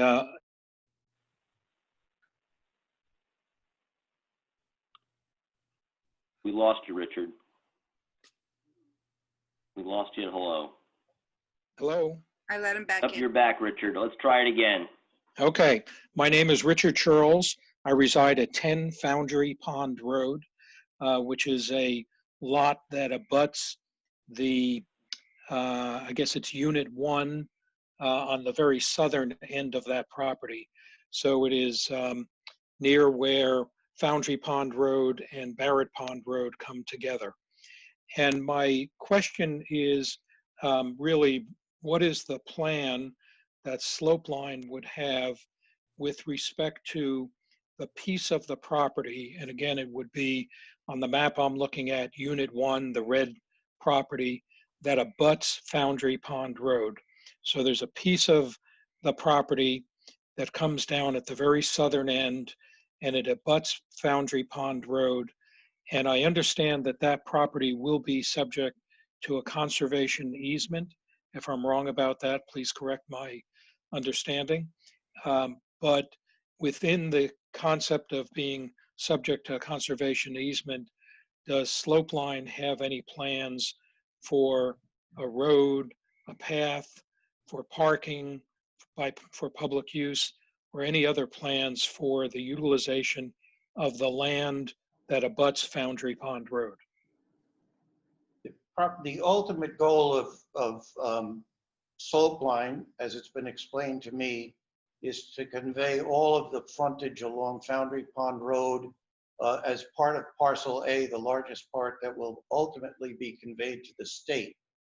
In the meantime, they will subject it to a conservation easement, which will be, which will probably, and I don't know this absolutely, but typically it would be, once it was handed over to the state, when it's state parks incidentally, the conservation easement would disappear and the state park would take it over. I know this area, these state parks that are part of this Hudson Highlands State Park system are not active parks, and they're not playground parks. They're basically conservation areas. So there might be some trails, but I doubt if there'd be anything else. I don't know what the state's plans might be. I'm sure that Scenic Hudson has no plans to make any kind of improvements. In fact, they'll subject to the conservation easement. They'll make it subject to the conservation easement simply to assure that that won't happen. Thank you, Glenn. That's helpful. If I can just ask for a clarification on that. So as I understand what you're saying is that while the property would be in the hands of Slopeline, it would be subject to a conservation easement and therefore wouldn't expect that it would be developed. But once it transfers to the State Parks Commission or department, whatever it is, the conservation easement may not apply, and the state could utilize that land for whatever purposes are within its scope of authority as a park. And so that could include a road, it could include public parking, it could include trails. And I just want to observe that Foundry Pond Road, where I have my residence, is both a very quiet and narrow road and an extremely steep road. And so with very, very short sight lines, and therefore any possibility that a road would be set up to enter off of Foundry Pond Road or public parking would be an extreme danger. In addition, that land is steep slopes and would create a problem with water runoff. So I'm not hearing from what you're saying, Glenn, that there's currently any limitation on the game plan of how that slot of land might be developed. And so I just wanted to call it to the attention of the board here, the concern that if there's no limitation on the utilization of that property in the hands of the state, we may find ourselves down the road talking about dangerous road entrance, parking, or development on steep slopes off of a very narrow and steep road. That's all I had. That was my comment. Thank you very much. Thank you, sir. To Mr. Kavanaugh and Mr. Knutson, I would just ask that you speak live if possible. It's a little difficult to keep up with the Q&A digitally and the verbal comments. So if you wouldn't mind just raising your hand, and we'll get to you in this public comment. Who's next, Kelly? Robert Cotter. He's on. Okay. Can you hear me? Yes, Mr. Cotter. Just please state your name and your address. Sure. My name is Bob Cotter. I live on 16 Highland Road. I am directly across the street from the entrance to the estate. I'm surrounded by three sides by the slope line property. Let me just tell you that I am in favor of this reapportionment. But, you know, Glenn's point was that after the reapportionment, my driveway, which is now on slope line land, would be on LVCA land. And, you know, I think it's a shame, and I don't think I'm the only one who has an issue like this in the neighborhood. So what I'm wondering is, it would be a shame to miss the opportunity to fix all these small nuances when you're dividing 770 acres. You know, it's small, but when you're actual individual homeowner with your driveway on someone else's land, it's not so relatively small. So I don't think I need to wait until this whole transaction goes through to actually have a solution to the issue with my driveway. But I am in favor of the reapportionment. I think it makes a lot of sense. That's all I had to say. All right, thank you, Mr. Cotter. Who's next, Kelly? Mickey Denher. He's all ready. Hi, this is Mickey Denneher, and actually my wife, Joan, will be speaking on behalf of the two of us. Our address is 133 Skyline Drive, Philipstown. Joan? Hi, thank you. Yeah, I submitted a letter to the board. I had about 11 questions because our property is on Skyline Drive, and part of property A adjoins our property right next to our stone wall. And my questions are, what is happening with the remaining acreage that's not included, because the original purchase was for 1,178 acres. So what's, you know, I'm curious as to what is going to happen to the remaining 408 acres. I was wondering how this parcel A is currently defined, how is it currently zoned? Was curious as to what the state intends to do with this land. What is their particular interest in this land? And if it's conveyed to the state of New York, I guess one of the previous speakers answered my questions that the conservation easement would no longer apply if it is taken over by the state. Concerns we have are any improvements. Would there be a parking lot? We all are aware of all the congestion that happens on 9D and what the effects, the unfortunate effects of overcrowding for Breakneck Ridge has been. Conditions have severely deteriorated. Would there be anything in the conservation easement, because I understand conservation easements can include improvements, et cetera. Would the state be taking any actions to mitigate any deterioration of the property and to protect wildlife? Would hunting be allowed? Because I understand that in the Hudson Highlands State Park, hunting is currently allowed. And in fact, Slopeline LLC does have a sign up on Mountain View Lane where it states that hunting is allowed, but you have to gain permission for them. And that is important because that is included in this parcel A.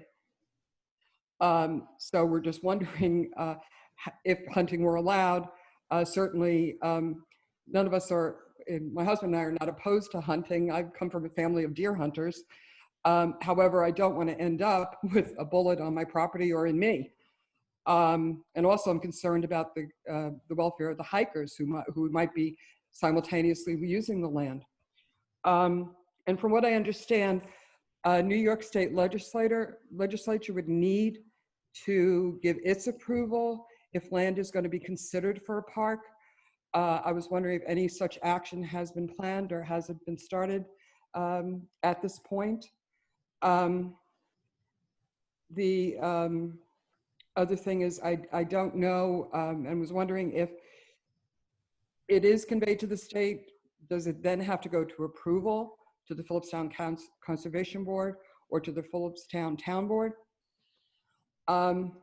And the other thing is, you know, I'm wondering when the land was first sold to Slopeline LLC, there were a number of comments that were made in the local papers a week or two after the purchase, where Scenic Hudson, you know, pointed out how the Hudson Highlands supports 85% of the state's vertebrate wildlife species, as well as the greatest concentration of threatened and rare species in the Hudson Valley.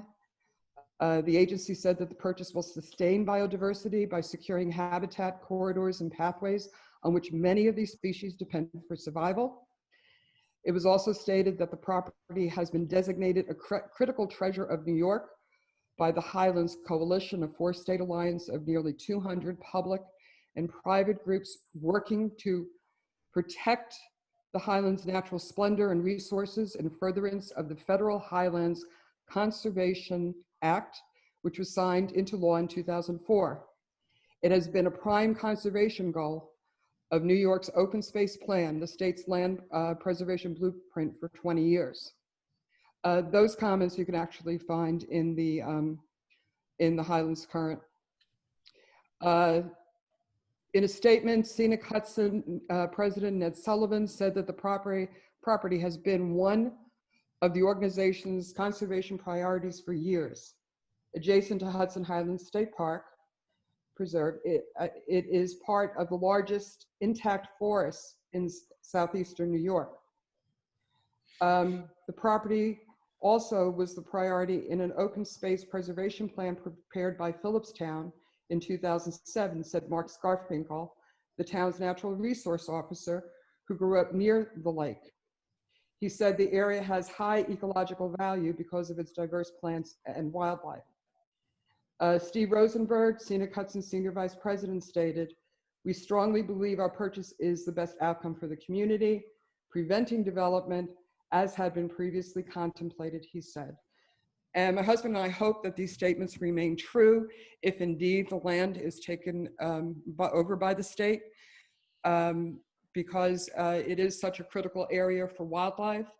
And also we hope that the state does take action to mitigate any sort of parking issues, because in fact, there's a site called alltrails.com that talks about that directs hikers to park on the shoulder of Route 9 in order to access the Wilkinson's Trail, which the East Trailhead is identified at that point on Mountain View Lane, with the Western Trailhead on 9D. So that's essentially. Ms. Dennerhurst, yeah, I'd like to ask you to wrap up your comments. We have a number of people still to listen to this evening. We don't have much more. I'm finished. Thank you. Thank you, Ms. Dennerhurst. Kelly, who's next? Glenn Kavanaugh. You're all set, Mr. Kavanaugh. Yes, hi, Glenn Kavanaugh here. I've lived up in Lake Valhalla in this region for 15 years. And I just wanted to speak to the gentleman who was saying he's hiked up here for years and all of these structures were new. I was actually involved in the historic restoration of Josephine Heights, and the benches and chairs, the tables that were there, those were pre-existing structures which were reconstructed. Same with the outhouse. So I don't know what the guy's talking about, but we've also maintained trails for the 15 years. We blow off the trails, we blow the leaves from the steep slopes, we remove branches, what have you, you know, so there's a lot of work that's been done in there, and I wanted to clarify that issue and speak in favor of this going forwards. Thank you. Okay, Mr. Kavanaugh. Kelly, who's next? Dawn Zichko. Dawn, you're all set to talk.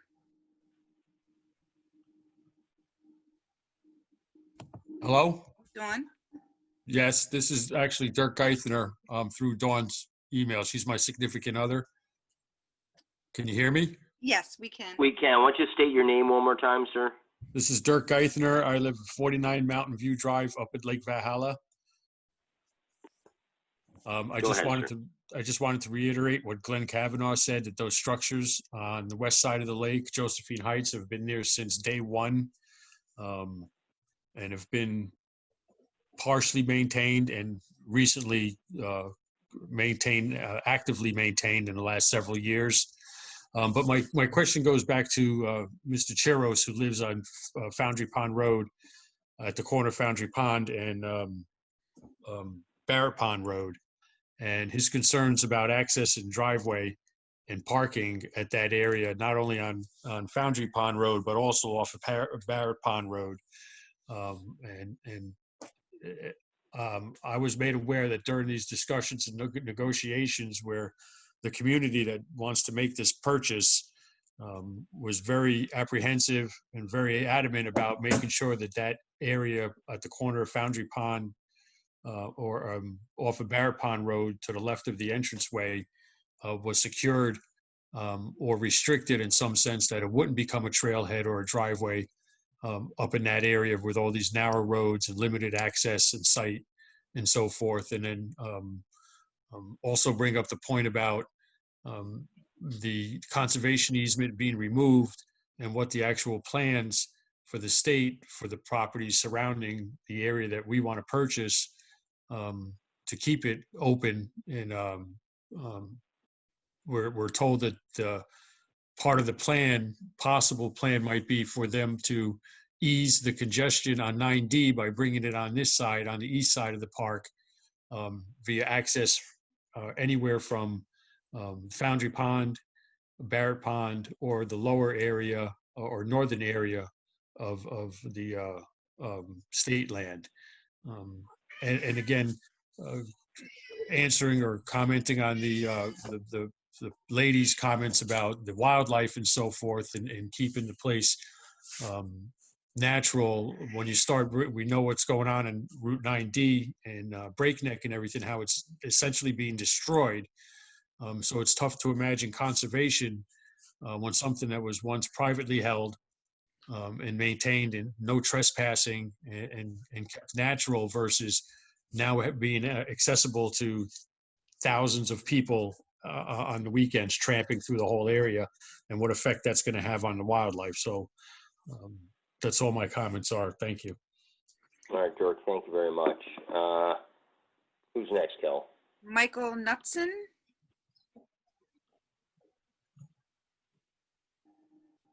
Hi, can everyone hear me? Mr. Knudsen, go ahead. Thank you. Yeah, my name is Michael Knudsen, and I'm here on behalf of Slopeline. And there are a lot of questions, and I know there's a lot of other people that want to make comments, so I'll keep my points brief. But with regards to Lot A, we are proposing to convey that to New York State. That would not be subject to a conservation easement. We would simply convey the fee to New York State. And we are not aware of any plans by New York State to develop a trailhead or some new public access at this location. And then with regards to parcel B, there was a question about the conservation easement there as well. And what we're proposing to do right now is to have the conservation easement held by New York State as well. Thank you, Mr. Knutson. Legislator Montgomery, I see, is here. I assume. Hi, Nancy Montgomery, 5 Forest Lane. Thank you for giving me the opportunity to speak. I just want to speak to much of what Joan Dennehy covered, and you know, for the 20 years that I've lived in Lake Valhalla and for my whole lifetime of living in Philipstown, there's always been speculation as to, you know, what could happen to this property. And, you know, it's my belief and understanding from serving on the town board for so many years. And, you know, one of our great victories was adopting this open space index in 2016. And to me, that speaks volumes as to really what can happen to this property. So there was really, for me, no great fear of development because we have this protection of the open space index. And I'm a big fan of local control and local government, and this document itself and everything that Joan mentioned speaks volumes to, you know, what we have. And it sets preservation and acquisition priorities for land use planning and policy decisions made by elected and appointed officials of the town, as well as by the citizens. And I know that Scenic Hudson was in great support of this, and the index serves as the basis for granting additional powers to what is now the Conservation Board. And the Open Space Index is a working document that updates are undertaken by the Conservation Board as needed to keep it current.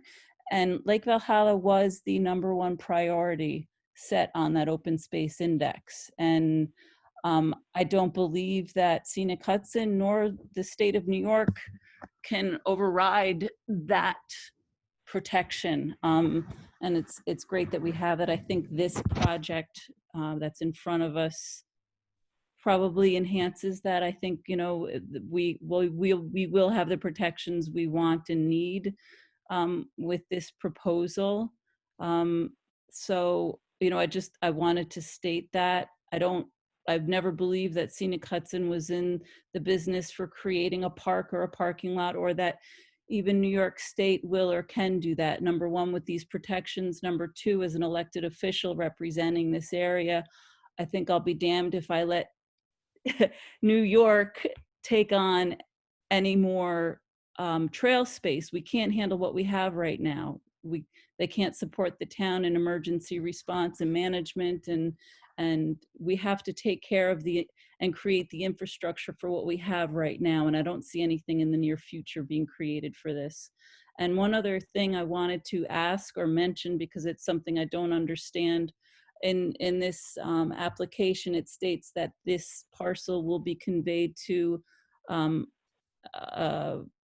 HOA, and that doesn't exist yet. And I don't know if this sale or if this approval will be contingent on an HOA. That's something that's before this private community right now. And, you know, there are some issues with the creation of this HOA that, you know, the private citizens do have. And I'm just hoping that this sale isn't contingent on the creation of the HOA, and that it can move forward with the Lake Valhalla Civic Association. And that's all I have to say. Thank you. All right, thank you, Nancy. Kelly, who's next? Joseph Lombardi.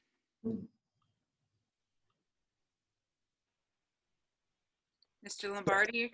Yes, Joseph Lombardi, Joseph L. Lombardi. I'm the president of the Civic Association, the Lake Valhalla Civic Association. As an aside, I've been a resident of Lake Valhalla since, except for a brief period, since 1940. So I've been there for 80 years. Speaking as the representative of the LVCA, I want to say that we're supportive of the subdivision. We would ask that the board keep the hearing open until August to allow us the opportunity to finalize our agreement with Slopeline, which very much relates to the subdivision and how the land gets subdivided. And essentially, that's all I really have to say.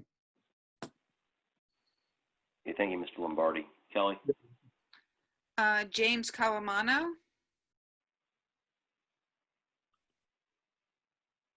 Mr. Calamano, are you there?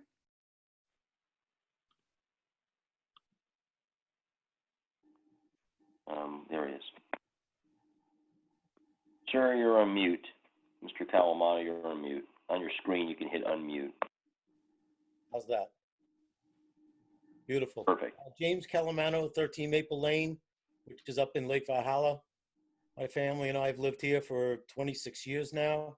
I have my reservations about the conveyance of this property to the state. Although Nancy Montgomery was kind enough to point out that there are some supposed protections, which is somewhat comforting. But my concern is, we all know the situation with the influx of hikers, how 9D is just a disaster. And my concern is that once the state gets this land, you know, can they put a parking lot just south, just below the pillars onto our property to help ease the volume of people on 9D? So that's a big concern of mine. All the roads leading up to the pillars are narrow, winding roads, whether it's Eustis Road, Barrett Pond Road, or Foundry Dam Road. As it is, we see people up here wandering around with their GPSs and stuff. And the thought of any parking lot, even if it was for 25 cars, is kind of terrifying in a way. You know, we live in a beautiful little community up here. We certainly do not want it overrun the way other parts of Philipstown have been overrun by people who come from distances to hike the trails. The other thing, the structures up in Josephine Heights, those structures go back decades. So the gentleman who was saying that they were all new and, you know, he's never seen them before, that's absolutely untrue. They go back to the times of Mr. Navoting. So not quite sure where that comes from. Other than that, you know, I understand, you know, this is precious land up here, and too much of the land in this state. I'm a big advocate going to the Adirondacks, and I've seen what has happened to some beautiful, private, serene areas of the Adirondack due to the influx of day hikers. Not very pretty. And we know the condition of what's happened up in 9D. When I first moved to Cold Spring, I lived in Forge Gate, and I used to climb Breakneck on my way to work. And there was nothing up there. It was some of the most beautiful space in the world. Go up there now, I don't even go there anymore because it's been transformed into, I don't know, I don't really have the right words for it, but I think you all know what we're talking about. So I just hope that the protections that Nancy mentioned and that the town board continues to protect this land from any type of improvement, right down to a little old parking lot. That's all I have to say, and thank you very much. Thank you, sir. Kel, who's next? Pamela Richardson. You're ready, Mrs. Richardson. Good evening. Thank you very much for giving me the opportunity to speak. I am the attorney for Slopeline and for Smith Hudson. And I just wanted to address a couple of points. You know, we're hearing the concerns that have been raised by the community about the conveyance to the state. And I just wanted to clarify, the adjacent property at Hudson Highlands State Park is actually a state preserve. It's not a park. And those two things are different. They have different intentions, they have different uses. Preserve tends to be more passive recreation. And so, you know, for those who may be concerned that this will be developed as a Harriman State Park or something like that, I don't think we have any indication that that's the intention. And I don't think that the existing adjacent land would lend itself to that. And so we wanted to just clarify that.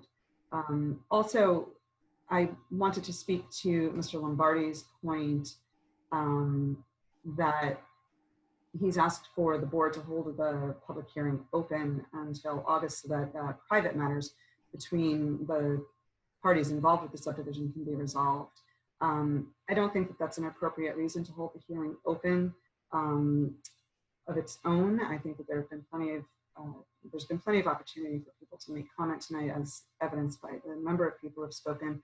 And a private matter between private parties is not a basis for an adjournment of a public hearing. So we would ask the board to consider closing the public hearing this evening if it, of course, feels that it needs more time to review the public comment. That is a different issue.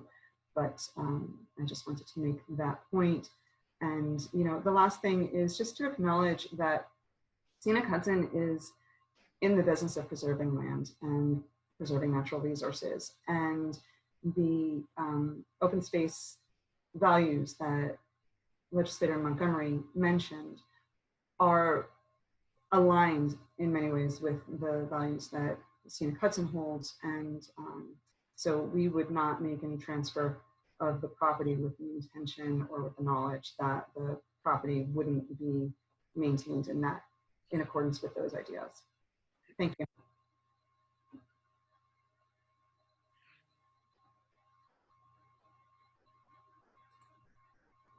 All right, somehow I got muted. Thank you, Ms. Richardson. It looks like we have 3 more speakers. Mr. Lombardi, Mr. Zimmerman, I think you've already spoken once this evening. Mr. and Mrs. Bennett, I know maybe you should go next as the other 2 have already spoken. Okay, they're ready to speak. Sure, can you hear me? Yes. Great, thank you. So we own a property that's adjacent, I believe, to parcel B. And I just wanted to inquire to either Scenic Hudson or anyone else on the call who might be involved in the creation of this homeowners association that we've already seen kind of structures erected about 50 feet off of our property, and with people walking through our property in order to build those structures. So I would ask that if there is a homeowners association created, that it's not only including the folks where the slopeline land surrounds the residential community, but also those of us that are adjacent to the residential community. All right, thank you, Ms. Bennett. Here's what I'd like to suggest we do as a board. I understand we have 2 more speakers, but they've already spoken. I don't think, Kelly, we have any new speakers at this point. No, we do not. Okay, so here's what I'd like to do. I'd like to adjourn this public hearing. No, it's not because of a continuation of the negotiations. That's not our business, but much like the earlier one, I for one strongly believe we need to given the digital divide we have, as I said up front, continued opportunity for the public to comment. If tonight's commentary is any indication, there's a lot of interest in this topic. So I'd like in the earlier one, a motion to adjourn, meaning keep open this public hearing until the next month. May I have a motion to that effect, please? Peter first. Any second? I'll second. Okay, seems like everyone raised their hand anyway to second it, so I'm going to guess that all in favor say aye. Aye. Aye. Opposed? Okay, thank you very much. Now what I'm going to do is, as I said at the beginning, we're going to end this at 9:30. There's a matter that I think is relatively, well, I shouldn't say perfunctory, but I think contained. I think it's the Chundu and Moth matter. And I think, Ron, if you would mind raising that one, I think this one is relatively straightforward. I'd rather get this person's business done for this committee in the short time we have available left. Thank you, Neil. Board got a memorandum from me relative to Chundu Moth site plan. I think everyone's aware of it. It's not a very visible site along Skyline Drive up above Route 9. Within the property is a town designated ridge line. The town's ridgeline regulations encompass the entire area of the property where they propose construction. The project itself received conditional site plan approval last November. And the applicant has been working since that time to resolve those conditions of approval. Most recently, they provided to my office information on the building construction, building elevations and such. And just due to the site's location and its visibility from publicly accessible spaces, I felt it was appropriate for the board to just review those building designs and the exterior colors of the building, since the board recognizes that in those instances, you very often have concern about glare from any large massing of glasses along the building faces that face public space, and also building colors. You normally look for muted colors that blend with the surroundings. Glenn Watson's office, I think, is still on the meeting tonight, and they presented this information. They provided me with a link to the exterior colors that I provided to the board. Hopefully the board has checked in to that link to understand colors they proposed. But I would turn it over to Glenn's office to see if he wishes to speak or share the screen to identify the building architecture for the board.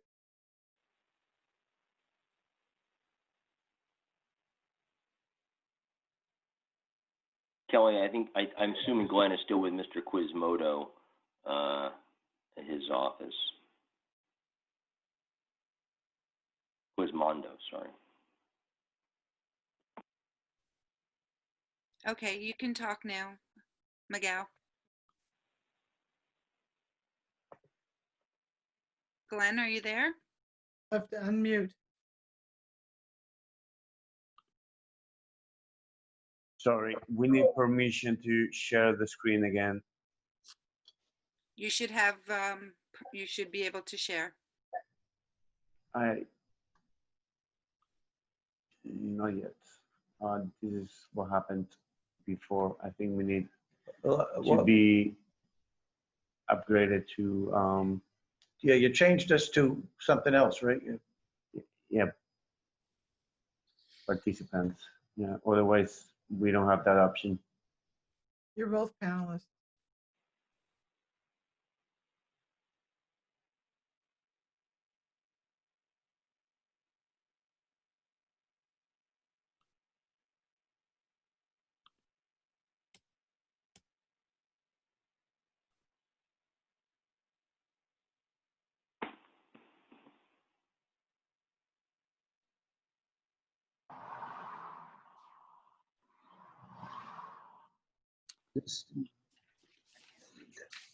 But existing conditions, site plan, erosion. Well, show me the architectural plans first.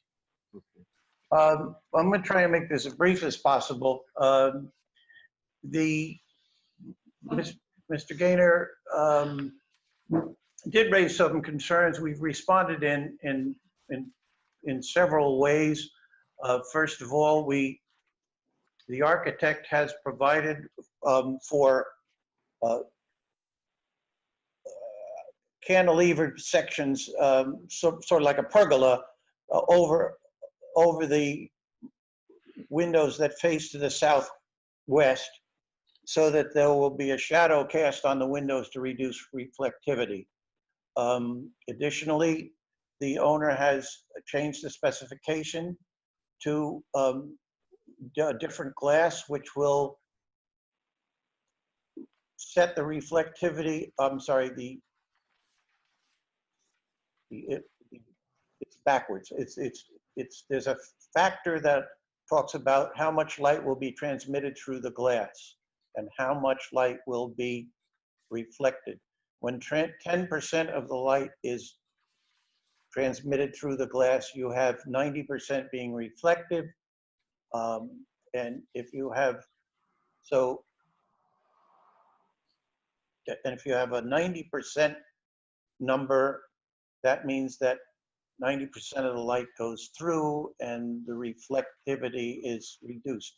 This glass is somewhere in the middle. It's at 54, which is significantly less reflectivity than is possible and then was originally not considered. So we've done that.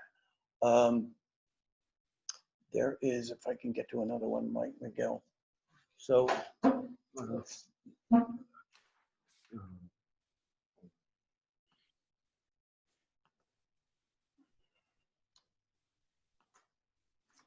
the color of the building, yeah, no, I don't need that. I don't need that. We'll do another drawing. Just get out of that drawing. Oh, you need another. Yeah, another drawing. Same folder, different drawing. Landscape? Landscape plan. This is a very poor example of the color. The color is, there's another one. The color is a gray, is a dark gray. We picked the dark gray particularly because we have there's another whole thing. It's a dark gray, sort of a charcoal gray. View shed? Yeah, we can look at the view shed. And if you turn that 90 degrees, you have a link that will show you that the color is a richer gray. And we picked that because, and I think I said in my cover letter to you, I didn't pick it, the owner picked it so that it would blend in both year round. When the map, the area you're looking at now there's a precipice just at the end, where you can kind of see where it drops off. And if you're looking at it from the other end, you have a lot of exposed rock that somebody from a very distant view is on Route 9 is looking at that exposed rock. Were we to pick a green, for instance, that would be masked in the summer, it would stand out in the winter. So the gray was picked so it would blend in with all year round. I'm not sure we can get to that link that we had. Profiles? Profiles? No, not profiles. Don't need that. So we have some natural screening. We have the colors. Controls. No, it's not going to be there. Go back up one. Go back up into. Can I just short circuit this a bit, Ron? Yeah. What is you want us to? I thought it was a black color. I thought it was like Centurion black or something. You want us to weigh in on something like that. Right. Yeah. It's really just the understanding of the visual impacts of the building relative to the recognition that it's such a visible location. There was also on the recent plans, there was a change in the landscaping proposed along the top of that cliff. And I think one of the drawings that are being shared tonight, they're trying to represent that they're saving some of the existing vegetation that was intended to be removed to permit the building to be constructed. My concern was the removal of vegetation. That's why they've represented that photographic image to illustrate that some of that existing major tree, the vegetation that exists is to remain. If Glenn could speak to that, that would be good. Yeah, we originally had put in some screening because where we were gonna put the stormwater treatment system, it's not gonna work. We were going to put the stormwater, where we were going to put the stormwater treatment system required removing the trees that you saw in that distant view a couple of screens back. And when it ultimately was that we didn't have to remove that, so we did remove the screening from there. We weren't planning a dense screen for a couple of different reasons. First of all, it's a very distant view. Several thousand feet, I'm sure. So we didn't remove any of the trees in that area, so we just left it alone and took the screening away. The applicant has personally told me she doesn't want to look at traffic on Route 9 particularly either, but they're not going to get a big vision of Route 9. I wish I could find the color. The only place I know I have it is because that rendering gives you a very poor Submissions? Did you submit? Yeah, no, try reports. Go to reports for just a second. Maybe reports. Let me just. And I'm sure we all want to sit and watch you painfully go through this poor index of your. I don't want indexing of to. your. I don't want to. Maybe Kim has a question, I see. So Kim, go ahead and ask your question. I can share my screen with the color if you're interested. I love it. Thank you.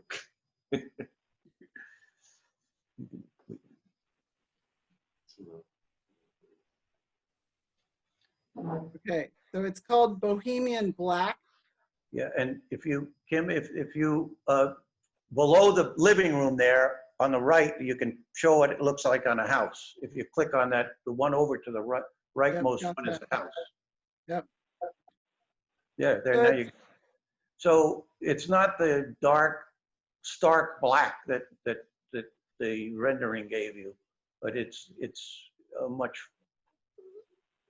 soft. It's, to me, it's much softer and easier to look at, and it will not be reflective. It will blend in with the rock, with the rocks, and then in the winter it'll blend in with the trees and be much less noticeable. So I don't. Let's go around the whole. Go ahead, Ron. Yeah. No, go ahead. I was going to say, I mean, either Ron comment. I want to quickly get reactions and then call it. We're past time, and I don't want people are already getting tired, including myself. So Ron, go ahead. Again, the goal for the board is just to understand the colors involved, so you recognize the potential impact.